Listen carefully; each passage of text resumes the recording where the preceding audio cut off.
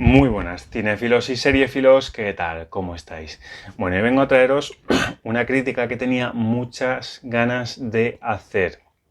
Ya la hice en su momento en TikTok, subí el vídeo también a Instagram, pero ya quería hacer una crítica un poquito más larga y desmenuzada de esta gran serie que está en HBO Max, ahora llamada Max a secas, que es ni más ni menos que Tokyo Vice. Es una serie que pasa bastante desapercibida, no ha tenido mucho marketing, no es de las series más famosas, no está al nivel del marketing o de fama que tiene, por ejemplo, por Juego de Tronos, que evidentemente tiene muchas más temporadas, ha tenido mucha campaña de marketing muy grande, La Casa del Dragón, como tantas otras series. Tokyo Vice por ahora y ya se ha quedado y ha finalizado única y exclusivamente en 2 temporadas. HBO ha decidido ya no renovarla más. Sí que es verdad que dentro de estas 2 temporadas tiene un cierre bastante redondo, aunque bueno, no me hubiera disgustado una temporadita más, porque de verdad es una serie que no podéis perderos, de una calidad extrema. Así es que nada, vamos con la entrada y comenzamos.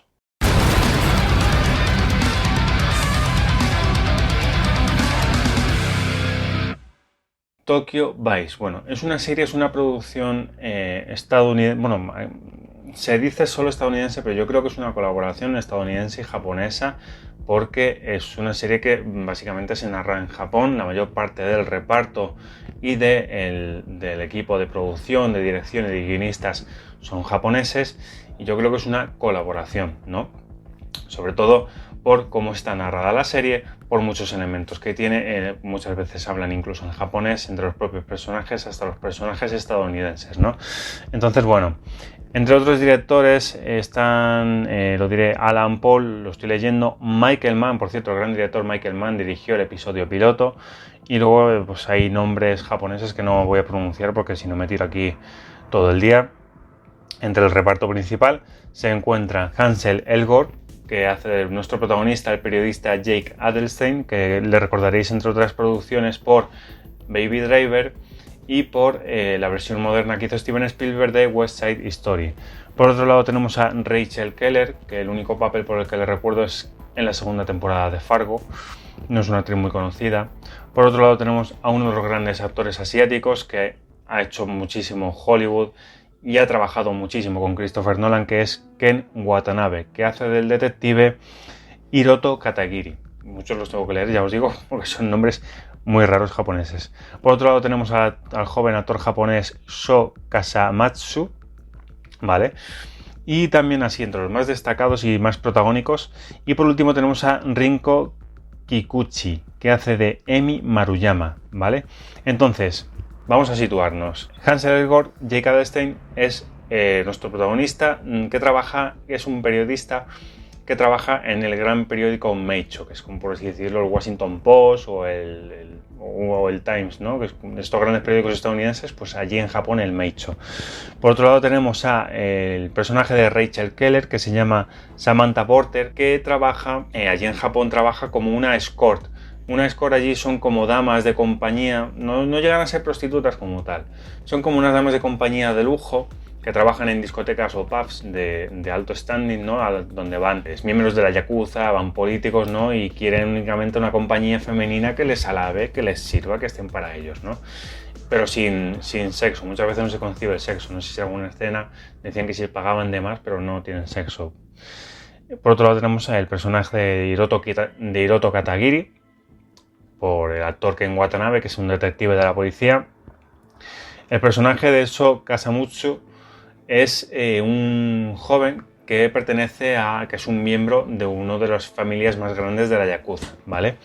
Y por último tenemos a la jefa editorial, el personaje de Emi Maruyama. Maruyama es la jefa editora de Jake Adelstein, del periódico Meicho, ¿vale?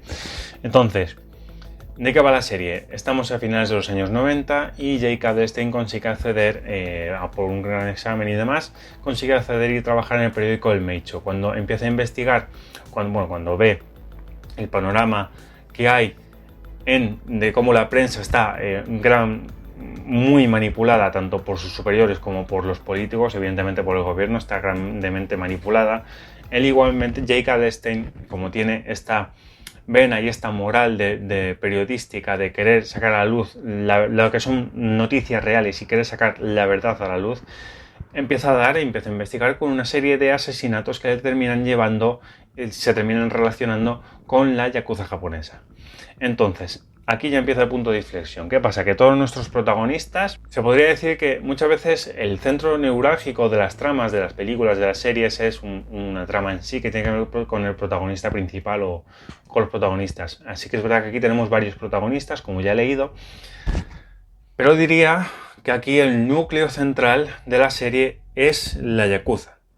La yakuza es el núcleo central en torno al cual giran todos los elementos, los medios de comunicación, el gobierno y el resto, la policía y el resto de personajes que cada uno pertenece a un mundo o un estrato distinto, ¿no?, de la sociedad. La yakuza es la que maneja, pues evidentemente, muchos estratos, especialmente el estrato gubernamental o político, ¿no? Están muy extendidos, y en la yakuza son varias familias las que se respetan los territorios dentro de la ciudad y las que gobiernan. Entonces, claro, ¿qué pasa? Que dentro de la yakuza también, aunque se respeten y tal, pero siempre hay alguno que tiene que sobresalir y que tiene el ansia de poder, ¿vale? Entonces, a raíz de esta investigación que empieza a llevar Jake, empieza a dar con una serie de hechos que incriminan a este alto cargo de la yakuza, el cual pues tiene una serie de alianzas con ciertos gobiernos de otro país, lo que hace que intente socavar el poder, que quiera acabar con el poder del resto de las familias de la yakuza y el ser el que tenga el poder supremo dentro de la yakuza en sí y sobre todas las familias, ¿no? Dentro de esto, pues cómo influyen todos los personajes. Entonces, cómo al final la yakuza influye más directa o indirectamente en el resto de personajes. Por un lado, lo que es el entorno de la policía. Nuestro personaje, el detective Katagiri, es de los pocos policías que conserva una moral y ética y tiene unos principios y no se deja comprar ni sobornar, ¿no? Y es un poco el que va a contracorriente y el que se las ve y se las desea para poder ayudar por un lado a Jake, para poder ayudarle con las investigaciones.